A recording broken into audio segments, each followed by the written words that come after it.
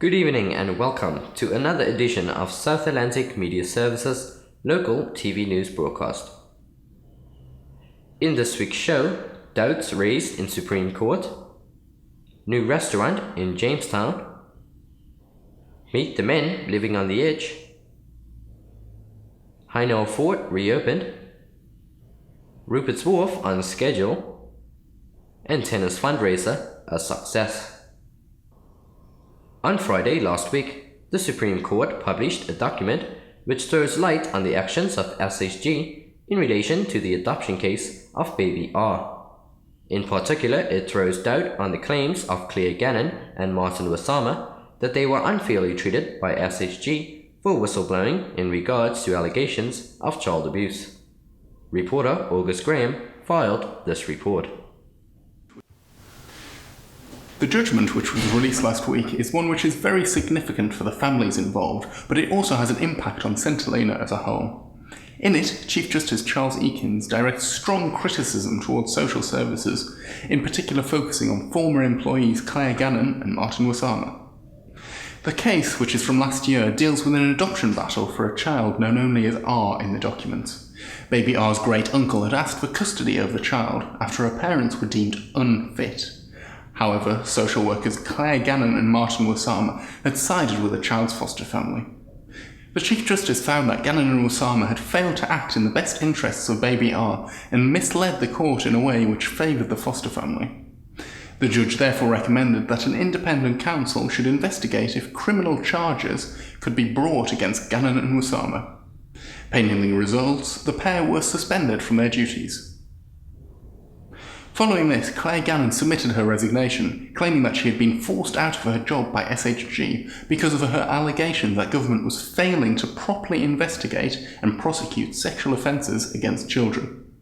In view of the sexual abuse allegations by both Gannon and Wasama and other allegations from anonymous sources, the WAS inquiry was called to assess Saint Helenian authorities. The judgment released on Friday casts doubt on the claims of Gannon and Wasama that they were unfairly treated for whistleblowing, instead showing that it was on the recommendation of the judge in the case that they were suspended and an independent investigation was held. In February this year, a statement from the Attorney General confirmed that the investigation had concluded, finding that the actions of the two were ill-advised, unprofessional and showed poor judgment, but there was insufficient evidence to convict them on criminal charges. This story has been playing out over the past year and has resulted in much publicity for the island in the international media. The document released on Friday seems to be the final missing piece in the dismissal of Gannon and Wasama and casts serious doubt on their claims of unfair treatment. However, with the WAS inquiry due to report later this year, it still remains to be seen whether their claims about sexual abuse on Saint Helena hold true. This is August Graham for SAMS. The Blue Lantern Hotel is the newest and most modern offering to island visitors when they make their choices on where to stay. This week, the Blue Lantern Hotel has the official opening on Friday, the 1st of May, of their restaurant. The grand opening of the restaurant will be attended by invited guests, and on Saturday they will be open to the public for bookings. Locally trained young chef Marissa Thomas will be joined in the kitchen by returning saint Chef Darren Yun, who has over 18 years of experience in the United Kingdom. Before the opening, SAMS spoke to co-owners Rich Yun and his son Keith. On Friday will be our officially opening for the restaurant there, but the accommodation side has been open from the 10th of March. This is something I wanted to do about 10 years ago, and purchasing the property from government to do it. And when my son Keith came back from South Africa, or came to live in Saint Helena permanently, we decided that we would do this together. And that's what we've done. It's been a journey, yes. It's taken us a little over 2 years from start to finish. We are 8 rooms in total, 6 of which are double, 2 are twin. All are fully en suite. Naturally, the twin rooms have got slightly bigger en suites. We have a full laundry service where we do laundry service for our own rooms, but we also offer a laundry service that we would do for clients. We have a full bathroom for anybody that is slightly aged that does not like a shower. And obviously the lounge that you see here is for guests only. And outside we have a veranda outside for smoking. And that's about it. But as you say, it's a nice, clean, warm atmosphere when you walk into the building. We still have the accommodation is very modern, and everybody that does accommodation has got something unique to offer. I feel we've got something very upmarket, very modern, and it's a market that we need to tap into. We have tapped into already, and we've had a couple of very, very high profile government officials that have come, and they've enjoyed this day. So it's been good. It has. So the accommodation was priority, and naturally with accommodation comes food, and this is second phase, and as you mentioned, grand opening to invited guests on Friday, and then on Saturday we will officially be open to the public. It will be on a booking basis, so you need to phone, reserve a table, and that way it just helps with catering too. So in restaurant you always got wastage, but we want to try and minimize that. So that's stage 2. Although the restaurant will start with a restricted menu, Rich and Keith plan to develop it into a steakhouse and offer quality steaks and mixed grills with a selection of prime imported meats. The new hotel has only been open for less than 2 months, but already is proving popular with visitors, as it is currently running at 80 to 100% occupancy. Bookings are now coming in months in advance, and the feedback from guests has been good. This week, SAMS took the time to meet the Saint Helena rock guards. These men ensure the safety of every person in Jamestown against rockfalls. They are Rock Guard Supervisor Colin Thomas, together with Norman Thomas and Darren Francis. They make up the entire Rock Guard contingent that protects Jamestown. The sure-footed men scour the cliffsides looking for rocks that have worn and are in danger of falling into town. Erosion is the problem that they are combating. Large boulders that sit in the rock face are bouncing more and more precariously as the foundations of those rocks are taken by erosion. The rock guards walk the cliffs and rope climb to inspect areas that pose the greatest danger to life below. The rock guards not only watch for the large rock, but for smaller dangers too. They believe that any rock that fell over a pound in weight could start a cycle that would lead to a major rockfall. When the team find threats, they rappel down to assess the problem and work to build buttresses to stabilize the rocks or use cables to pin the rocks in place. Using cables to pin dangerous rock in place is the newest method to make safe the rocks, and the team believe the most secure way. When Can France was here providing the Jamestown rock netting, the guards received training, and it is now their responsibility to maintain the netting, clear trapped rocks, and fix netting tiers. This may be one of the most dangerous jobs on the island, and as such, the team take their safety very seriously. Darren Francis described the safety equipment that they would use on a daily basis. Well, we have a basic harness which protects us out of upsailing, up or going down. And we have what we call carabines, but we believe each carabine have a different strength. These here is the steel ones we use mainly for upsailing. Then we have an aluminium one where you use just to hook on tools and other basic material.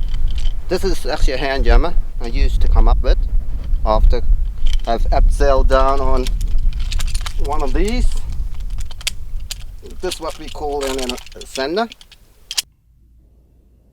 We asked Supervisor Colin Thomas if the rock guards worked in other areas across Saint Helena. Yeah, Jamestown, Roberts, then we go Thompson's Hill, Thompson's Wood, Sandy Bay Chapel, and Lemon Valley, As you can see from the report, perhaps not a job for everyone. On a windy and chilly Saturday evening, Hainault Fort was reopened to the public following restoration work by Mr. Brian Liu and his team. Enterprise Saint Helena and SHG were thanked for their support in getting the fort reopened. Speaking to island residents on the night, they thought it was wonderful and reminded them of days gone by when they used to visit the fort for picnics and Sundays out. Built in 1790, the tower was to protect the island against French invaders. The fort is 568 meters above sea level and offers spectacular views across the island. Mike's Munchies and Amphibians Bar provided refreshments into the night to those who braved the weather. Despite losing a total of 20 working days in 2015 to rough seas, the Warf project at Rupert's Valley is on schedule, said production manager for Basil Reed, Gideon Niemand. SAMS visited the Warf to get a sneak peek of the construction process. Down at the wharf itself, we're close to about 30 people. If I take the precast yard into consideration, that's doing all the precasting elements, we're looking more to about 70 to 80 people. There's about 45 in the precast yard alone. The project. The construction process is as follows. Firstly, what we're doing at the moment, you can see we're doing the sediment removal. Once that is done, we have to fill in a core fill layer of material. After that, we do all the stone bed for the bedding for the blocks, and that's where the precast yard come into play. They have to do all the precasting of all the hollow blocks and also the core locks, all the elements that goes in. So they must be well in advance of what we're doing down here, because your concrete needs to cure up in the precast yard before it can come down to the water. And after that, the blocks is placed, and then you will also see the excavator working on the slope. That's once all the blocks are filled in and placed, everything according to the drawings, then the excavator will do the final slope and do the armor too, getting it ready for the collar placement. In total, I think we're close to about 60%. The Warf, the block placement itself, we well ahead of schedule. We're on stack 29 now, that's out of the water. Base blocks is placed up to stack 32, and the total stacks that come out of the water will be 38, and then we will have 5 stacks that will step down below water to form the round head. So it's going very well. The project's not behind, we just need to do the night shift because there's a lot of activities that's clashing with each other, so that's why we rather run a night shift also. We started the night shift last year October already, so that's running from then already on night shift. So it doesn't mean that we're behind, it's just it's measures that we put in place to make sure that we can finish the Warf on time. We had about 20 odd days that we couldn't work from, I think it's from January, so it affected us a little bit. I think the program will move out about 1 month, but at this stage it's not a big concern for us. As far as my knowledge is, the bigger size boat will be the same as the size of the RMS. Boats like the MP Glory will be able to get alongside the Warf. The only thing that I know is the RMS won't be able to dock next to the Warf because it doesn't have side thrusters. So it would have side thrusters to get in. The completion date is in November this year, and hopefully we will make that date. It all depends on the rough seas, but so far it's looking good for November this year, yes. Like Jimmy always said to me, you have to, so I think we will be able to do it, yes. With Basil Reed already constructing the airport and preparing for works on the hospital refurbishment project, it's good to hear that the Warf at Rupert's will be delivered on time. Over to our sports guy now, Mr. Damien O'Bey, with this week's sports news. In order to raise funds for the Commonwealth Youth Games team in Samoa later this year, Plantation House hosted a full day of tennis games last Sunday. The morning started beautifully, with the games showing flashes of good play. However, as the beginners were knocked out of the tournament, the quality increased. Some of the older players did well, and a game pairing Joe Young and Peter Johnson against Olive Williams and Gavin George ended in a tiebreak after an exciting game. As there were not enough women for the mixed doubles, there were small changes made to one of the players, as Leroy Caswell wore a week to partner with Oscar Thorpe. A good crowd had turned out on the day, and enjoyed sunshine and the tennis, showing their support with short ripples of applause. The final, with Gavin and Olive playing against Chris Dawson and Rosie Bargo, started evenly, with both teams winning 2 games. However, Chris and Rosie showed quality by taking 4 consecutive games to finish the match as champions. The pair said they were delighted to have won after a slow start. Organizer Tamara Capes said the day had been really wonderful and they had managed to raise around £200 for the youth games team. Mrs. Capes said she would like to hold another event like this at some point, and the players also seemed keen to come back for more. This is Damien Obey with the sports news for AMS. Thank you, Damien. Wednesday, the 29th of April, marked the 68th anniversary of the royal visit to Saint Helena in April 1947. King George VI and Queen Elizabeth, accompanied by Princesses Elizabeth and Margaret, visited the island on HMS Vanguard. The royal family came ashore in boat number 5. After seafront, an inspection was carried out of uniformed contingents, and Brownie Pat Benjamin, aged 10 years old, now our Sheriff Pat Musk, presented a bouquet of flowers to Princess Margaret Rose. The family toured the island and presented a royal standard to the people of Saint Helena. This was the first occasion on which the reigning sovereign had visited the colony.